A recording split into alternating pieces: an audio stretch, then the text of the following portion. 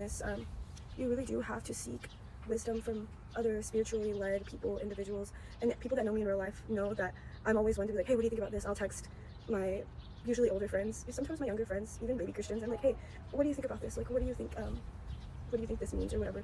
I really like to get a lot of different views and opinions, mostly from God first and foremost, but I do like to be under like a chain of command. There is 3 people in my life that I do go to before I post things or before I share something, or even if I meet for a small group, those 3 people I do run things by them. Not every single time, all 3 of them, but definitely at least one of them. Consistency, I think, is another big key factor. Somebody who is constantly walking with Christ. Another thing is spirituality. I do believe that there's a time and place for that, but I definitely think that that should be more included in people's day-to-day lives. The Bible talks about the spiritual world a lot, and I don't like that a lot of people take away from that. And so a lot of I would call them my spiritual leaders. They know that the battles, oh, there's a little bee. These battles are not against flesh and blood, but like Ephesians 6 says, it's a spiritual battle. To be a leader, it takes courage, which I am not afraid to admit. I'm one of the most, not anymore, but I was one of the most cowardice people. Like, I was such a coward. Like, I hated having to, like, admit anything or, like, be the center of attention. It was mind-boggling to me that people, liked doing that, or even could do that. Like, like, speaking in front of others is just so terrifying. But I don't know, like, through God's power, I've been able to overcome that. I don't think I ever would have been able to do that without the Lord doing the work in me. The book of Joshua does say, I have like a little magnet on my fridge that says that, be strong and courageous, because that is so hard for me to do.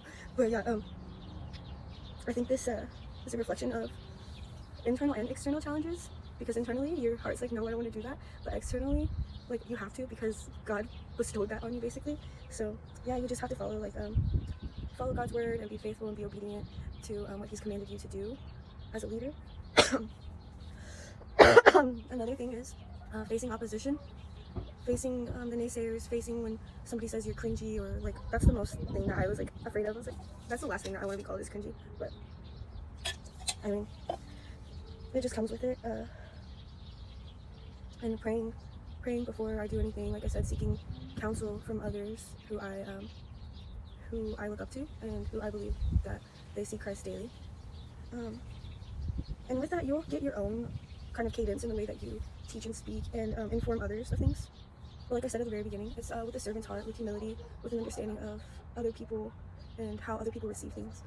But yeah, that's pretty much all I have today. I guess my challenge would be to you is like, who is somebody that you can encourage or you can mentor, or a relationship that you can steward and maybe like share the gospel, somebody you can share the gospel with. I'm gonna hop off. I hope everybody has a good day, and be blessed and be a blessing to somebody else. Bye.